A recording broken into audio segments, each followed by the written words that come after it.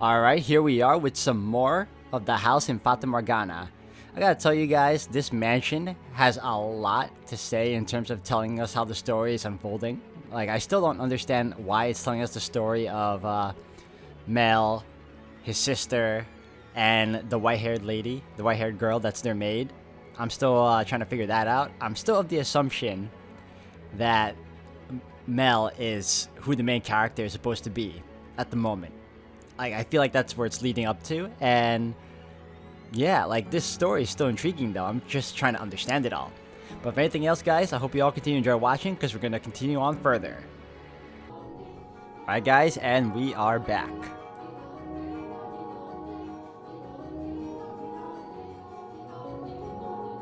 If I'm going to make my move, I must do so soon. I don't have much time. The master of the house isn't around, so next in line would be him. That painting. Historia continua.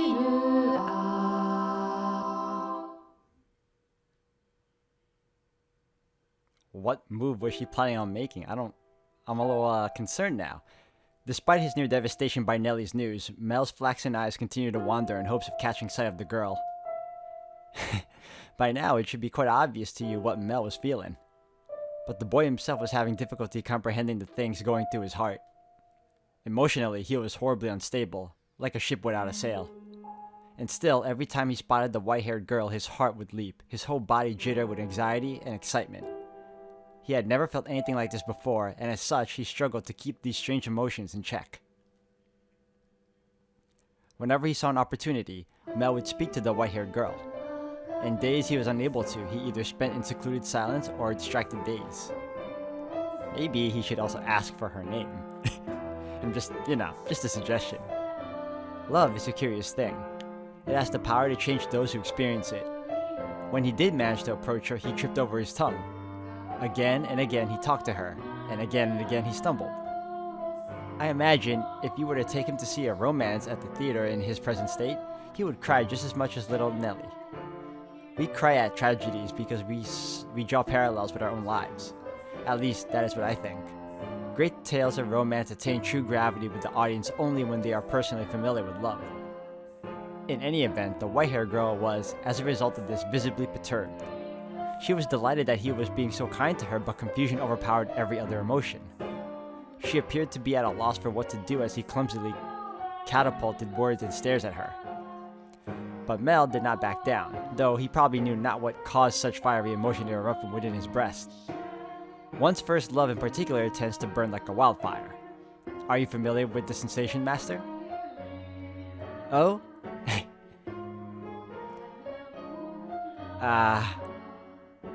There she is. Is she cleaning? No, it looks like she's reading. It's now or never.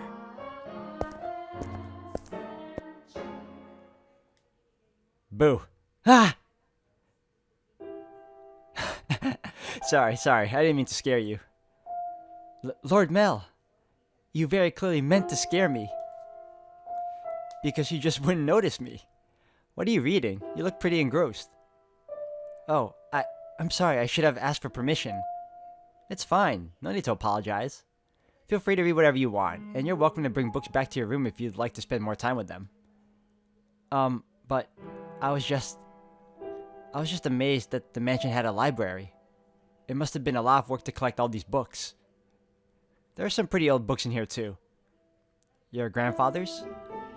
Some that he collected and some even older than that. Take a look at this. I think it's a diary, but it's not from this country. Or this century for that matter. Maybe a feudal lord? Here he's complaining about the quality of the harvest. Can this forsaken land only produce over-sour grapes? If only the largest of the, Barney, or maybe Barnier? If only the largest of the Barnier estates were mine instead. The land there is much more suitable to cultivation. There you have it. You can read this, Lord Mel? More or less. I've looked over it several times already, so that wasn't too difficult. Why would such an old book be here? I'm not sure. It and all of this was already here when I moved into the mansion. Have you not lived here your whole life? I was born at our estate, But to me and Nelly, this is more like our home. We moved when I was still young and we lived here ever since. Nelly and Mother have both grown quite fond of it. Father, though, often goes back to the house because he doesn't like all the roses. By himself? Yeah, well, sometimes Mother goes with him. But for the most part, he goes alone. But don't get me wrong, it's not because they don't get along. In fact, they act more like teenagers in love than grown adults. It almost makes me sick having to watch it. It is a wonderful thing to be so close no matter how old they may be. True, but still. There are those in the world who cannot be with the ones they care for as much as they may wish. I'm sorry about that. Oh, that's right, the book. What were you reading? I wasn't exactly reading. I can't. I do not enjoy reading lots of text, so I was looking at the pictures. Is that so? You seem very cultured, so I thought you would be partial to reading. Perhaps you're actually more like Nelly and skew your studies. Yes. I wouldn't have guessed. But you like looking at pictures. I do. What else do you like? What? What do you enjoy doing? It can be anything. I enjoy being told stories. Stories? Yes, when I was young, my father would tell me tales. What kinds of stories did you like? There was one about an imprisoned girl. Tell it to me. Oh, this kid's smart. Once there was a girl, and she was locked away in a mansion deep in the forest. A mansion with only one window. But the window sat high upon the wall, far beyond her reach. Oh, we're repeating it again. My bad. So it was always very dark inside, unlike this mansion. However, the girl did not like the outside world. There were lots of scary things out there after all. Though she may have been all alone in the mansion, she grew comfortable with the darkness in time, so she had nothing to be afraid of. And then, am I doing a good job? You're doing fine. Keep going. What happens next? Okay. And then, the girl grew up. By then, she had already forgotten why she was locked up, but she was content with the darkness. However, her eyes couldn't help but be drawn to the little bit of light that spilled through the one window. Though she was comfortable in the darkness, the sight of the light made her heart race.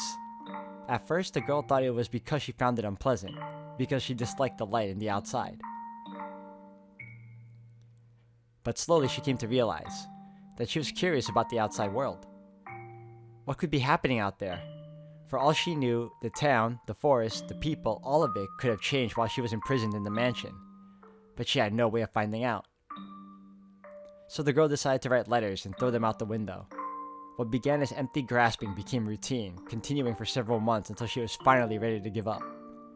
But then, a beautiful white dove flew in through the window. Tied to the dove's leg was a letter. Her heart racing, she read the words contained within.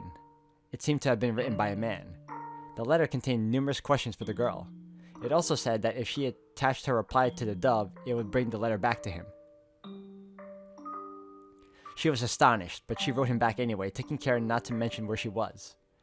After having exchanged letters for a number of times, the two felt very close to one another, as though they had known each other for many years despite having never met. And eventually, the man said he wanted to meet her. Indeed, the girl wasn't sure what to do. Should she tell him of how she lived? Should she reveal where she spent her days? She was afraid if she did, he would cease to send her letters. She was sure he believed her to be a young lady of noble blood, and not a girl locked away in a house deep in the forest. The girl could not bring herself to write a response. She released the dove through the window with nothing attached to its leg, and yet it returned with another letter written in the man's familiar hand. "You must surely have a grave reason for your silence," it said. "I would like to know that reason, and I would like to help you. No matter what it may be, you have my word." She deliberated. Though his letters were kind, she did not know this man. He was from the outside. Would he still treat her the same way when he met her? And did she even want to step out into the world beyond?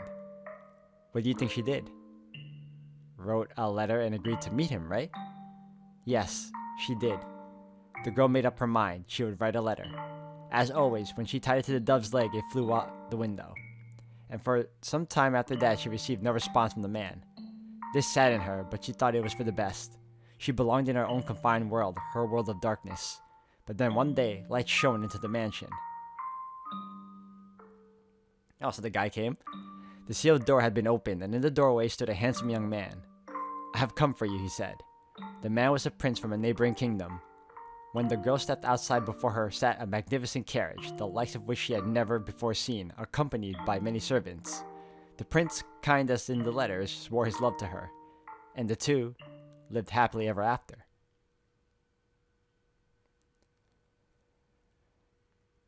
Ah, what a nice story. I'm glad I had a happy ending. Prince. Was there something funny about that story? No, that's not why I was laughing. Do you ever imagine what it would be like if a prince showed up for you? Huh? It doesn't have to be a real prince, even just someone like one. Is that something you dream about? Oh, no. I think I'm perhaps a little too old for that. You think so? Nelly still fantasizes about her prince and she's 14. I just assumed all girls were the same. Lady Nelly's prince. That's you, Lord Mel, no? What? Is it not? I mean, we used to play make-believe a lot when we were kids, but I very much doubt she still thinks of me that way in earnest. When she calls me her prince now, it's mostly in jest. If it weren't, that would be concerning. Oh? That story. Do you know if it's a regional tale? One that's been passed down through the ages? I'm not sure. It could very well be of my father's own creation.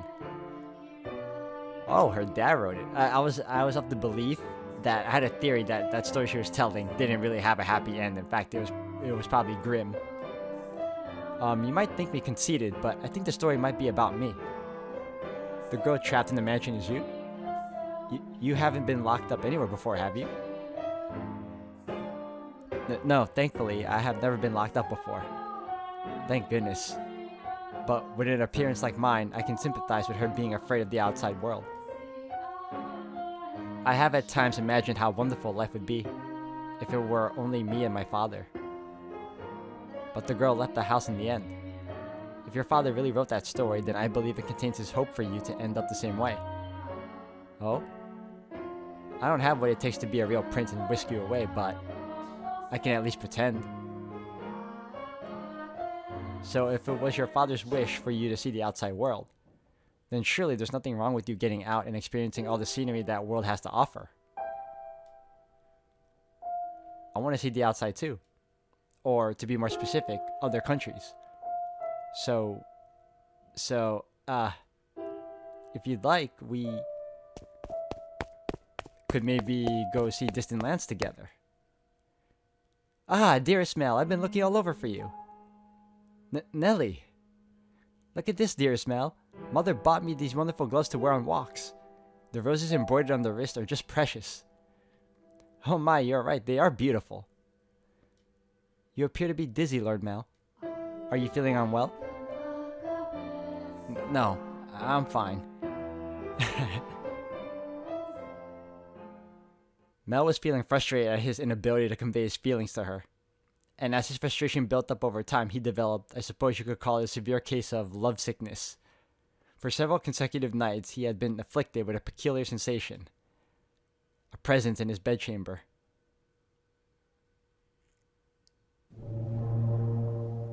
Death. Death to the unholy one. Death to the heretic. Death to the witch. Oh, don't tell me the white-haired girl's the witch. Kill.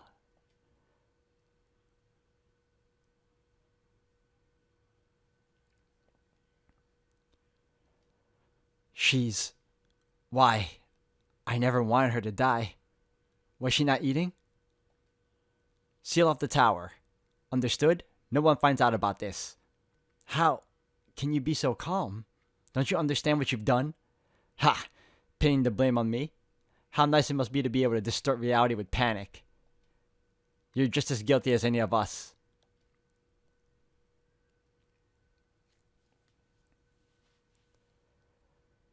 The witch killed her. The blood of the witch killed my... Oh. That's not pretty.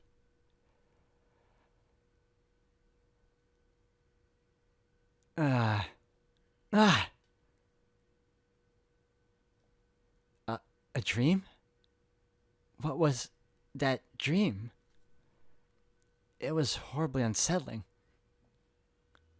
I was holding someone, a girl I cared for dearly, in my arms, and she was limp.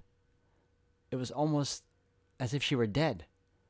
I've been having a lot of really unpleasant dreams lately. I can't stop shaking. Why would I have such a dream? I feel sick. Back to sleep. But I wonder, who was that girl? I can sense someone standing beyond my door. Is someone there? It's like they're watching me. Is it just my imagination? I can't move. What do you want? Go away! Ah. The sound is growing fainter.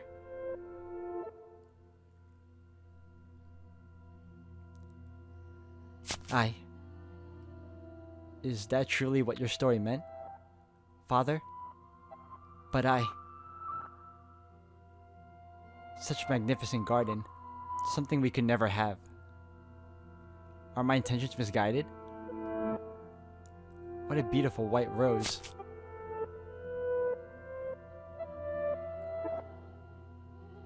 You know, you could have sneaked into his room rather easily then. No one was watching. How long have you... Oh, you need pay me any mind. I shall not condemn you no matter what you might do. Rather, I am on your side. I was not going to do anything. Oh, is that so? Then perhaps you were out for a late night stroll? I imagine you have less difficulties going outside at night. I beg your pardon? I will return to the mansion immediately. Oh yes, that reminds me. It was also the middle of the night when the grocer's servant broke into their safe. News of that spread quite far. I'm sure you would have heard about it. Oh? Although, was Gamask imprisoned? Dear me, I'm having trouble remembering. But worry not. If you wish for it, the mansion shall provide. You are in no danger whatsoever of getting caught. You said that a witch lives in the mansion, did you not? I did. Does that sound perhaps a bit archaic to you? No. I believe those rumors mockingly refer to me. Oh my. I've been accused of being a witch before. Which is amusing. I don't have any magical powers. I simply... Now, she said that way too quick because I didn't press any buttons. My, what a lovely shade of red. The rose. Is something the matter? This rose was white until I took it in my hand. Is that so? I apologize. I must sound mad. I'm sure I was just mistaken. It couldn't possibly have changed. I wonder. Yes? Did the girl locked in the mansion become a princess? What? We should lock up and head to bed. Make sure all of the shutters are closed nice and tight, and then draw the bar on the front door.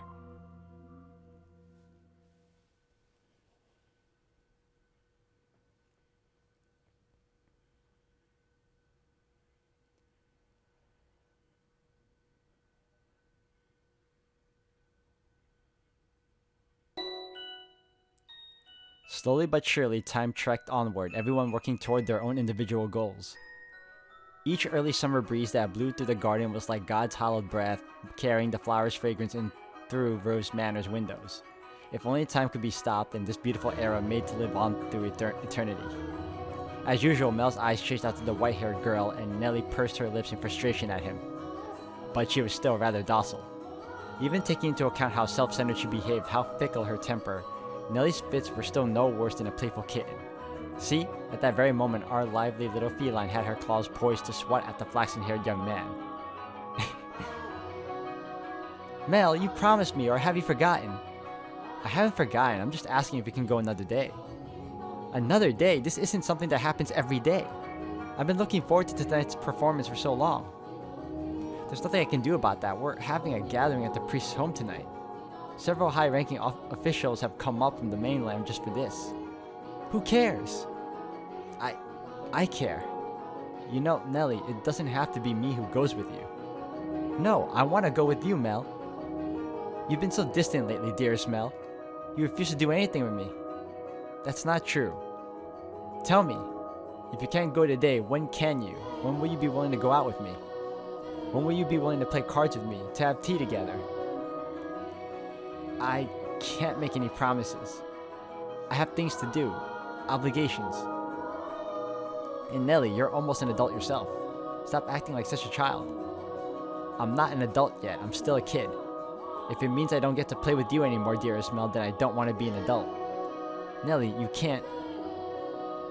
Lady Nelly, the master wishes to speak with you. Huh? Father does. What could he want? Go on, Nelly. You can't make Father wait. He's very particular about people keeping their appointments. Yes, he is. Unlike you, dearest Mel. What's got her in such a foul mood? Oh, thank goodness for small miracles. Nelly just won't seem to take me at my word lately. You mustn't be so harsh on her. She is your one and only darling little sister. You're right, but still, she's taking it a bit too far of late. Oh, I'm not so sure. She does not seem to be behaving any differently to me. Am I the one acting differently then? Well, enough about that. Can I ask you a favor? Me? What can I do for you? I was thinking. Physically, Mel was undeniably a young man, but the smirk that crossed his lips as he schemed gave his face the sweet look of a little boy. Or perhaps that was simply part of his charm, and it was not the age disparity, but his character that made his smile so heartwarming. What did he ask of me? You shall find out soon enough.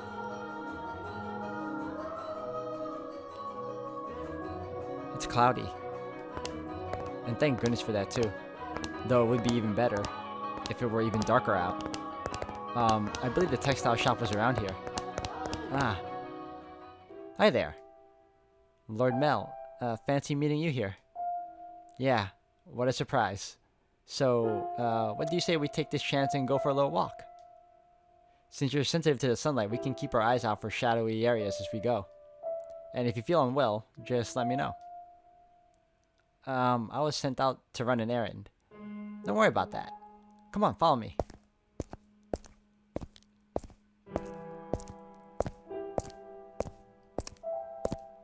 I'm sorry. It actually wasn't an accident that we crossed paths. I planned this out ahead of time, asked to have you sent out on a fake errand. It feels like I'm always on alert back at the mansion. Can't relax in my own house. It's actually kind of funny. Sorry, that was inappropriate of me. I just thought since the sun's mostly blocked out, it would be alright if... I'm feeling just fine. Ah. And here we go again with the awkward silence. Of course I get her out of the house and I can't even think of anything to say. Hey, yes? Have you settled into life at the mansion? I have. Everyone has been such a big help. That's good to hear. Indeed. So, yes? Nelly told me she had you help redecorate her room at some time back. Ah, yes, that was shortly after I arrived. What of it? Yeah, that day, Nelly told me that you don't... I don't... Never mind. Sorry, it's not important. It is important, but I can't just ask how she feels about me. That would make it sound like I... Forget sound like. I do, don't I? Lord Mel? No, sorry, I had something on my mind. It looks like it might rain again today. The weather usually gets better as summer approaches, not worse like it has been. It won't be a heavy storm, though. No? The wind is too gentle. You can tell from that? Vaguely, but yes. Huh, that's impressive. I often leave the house unprepared, only to find myself sloshing back in the rain. You laugh a lot more than you used to. Do I? Yeah, and I like that. You look better with a smile on your face. A smile suits Lady Nelly much more than I. What? Her smile and your smile are completely different. Also, a smile suits you as well, Lord Mel. Do you really think so? What am I supposed to do in the face of a smile like that? So, yes? Knowing her, if I ask if I'm imposing, she'll say no without hesitation. Trying to cover myself isn't going to get me anywhere. Hold on a second.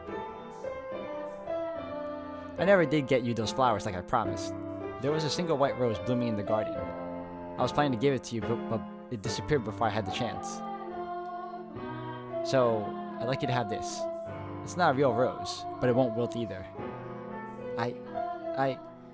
Mel was holding an ornamental white rose. It was an impressively detailed replica of the real thing, crafted by an incredibly skilled artisan's hand. Oh, he went back to the jeweler. It was, I imagine, made by the same craftsman from whom Mel had ordered Nelly's birthday necklace. The young man who but a handful of days earlier had said he had no sweetheart had come in to commission a present for a girl. The master of the shop must have been quite surprised, or perhaps it had given him a good laugh instead. It was for this moment that he so desperately sought for time together with the white-haired girl. I don't know what you like, so I had to base it on my sister's taste. My apologies, I cannot accept this. Is the design not to your liking? No, if you're concerned about how much I pay for it, don't be. I just want you to have it, that's all. Please. Why are you so kind to me? Why? Because. I'm sorry, I can't accept it. A clear glint of flustered panic was visible in her red eyes. There is not a girl in the world whose heart would not flutter at the sight of a sparkling rose accessory. But her reaction was far from delight. As a matter of fact, there were traces of fear and apprehension in her countenance. I beg your pardon. Hold on. With a look of distress on her face, the white-haired girl made to run off, but Mel grabbed her by the arm in the nick of time. At least tell me why. Is it because you dislike me? I never said. Something's wrong with me. From the day you arrived at the mansion, it's like I haven't been myself. I've been strangely aflutter ever since then. Whether I try to study or whether I try to read, none of it sticks. I'm just looking at pages of text, tracing rows of letters only for them to disappear as soon as I look away. It's all because of you. I truly am sorry. Please, don't be any more generous than you already have. When I'm with you, my willpower wavers. What do you mean by that? I'm so sorry. Wait! Mel's grip loosened for a moment, allowing her to slip free and dart off like a gust of wind, not giving him a chance to stop her a second time. The dumbfounded flaxen-haired boy stood frozen in place, left all by himself. The breeze which the white-haired girl had called gentle earlier felt faintly chilly, almost as if mocking him. It looks like she's even less fond of me than I thought. God, I'm crying. I'm pathetic. Well, if it isn't Mel, what might you be? Are you crying? I'm so pitiful. Sorry you had to see this. Think nothing of it. I passed by a girl just a few moments ago. She appeared to be rather distressed as well. Did something happen between the two of you? I wasn't good enough, it seems. Not good enough? That was the new maid I was telling you about before. I was, like you said, Father, I was keen on her. Quite. Enough to bring me to tears like a miserable child. But she rejected me. I don't even have what it takes to be a stand-in prince. Mel, I apologize for complaining to you about this. I'm completely hopeless.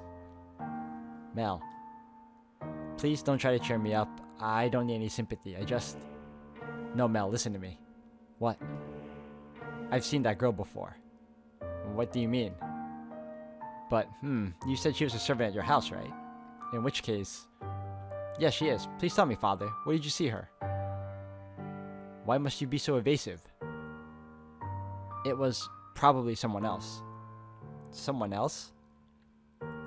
You're saying you mistook someone who stands out as much as her? Father. She and a man whom I assume is her father paid a visit to the church once.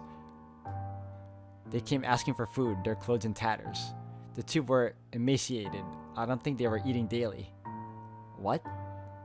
Wait a minute, are you saying she's a beggar? But father said she came from an esteemed house, which is why I said I might be mistaken, Mal. She has a singular aspect, but it is possible there is another girl who looks similar. Deep down, though, the priest surely believed the opposite, and so he had said sternly, like a teacher to a pupil. But you must be absolutely certain, Mal. Understood? You cannot proceed any further without knowing her ancestry. May I visit the church, Father? By all means. In the back of Mel's mind, the vision of the night of the storm, the night of the white-haired girl arrived at the mansion, was surely replaying. She had been wearing a little more than rags and covered in grime, hardly the appearance of a respectable young lady of class.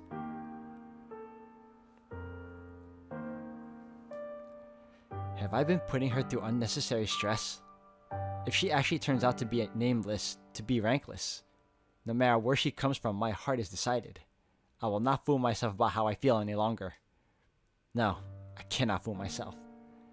But how does she feel? What will everyone else think? I have to find out why she was welcomed into our house. I'll ask mother or father. No, if for some reason they don't know she's an aristocratic, I'm better off not saying anything. Alright guys, I'm gonna have to end the video here for today. Thank you all for watching. This has been really endearing, but also I'm getting hooked. I'm trying to understand what's going on. I'm still of the thought that she may be a witch, because she changed a white flower to a red. I don't know if that's the extent of her abilities, but she might have more. She was doing something to Mel when he was sleeping. I don't know what. But I guess we'll find out as we go along. So, if anything else, guys, thank you all for watching. Until the next one.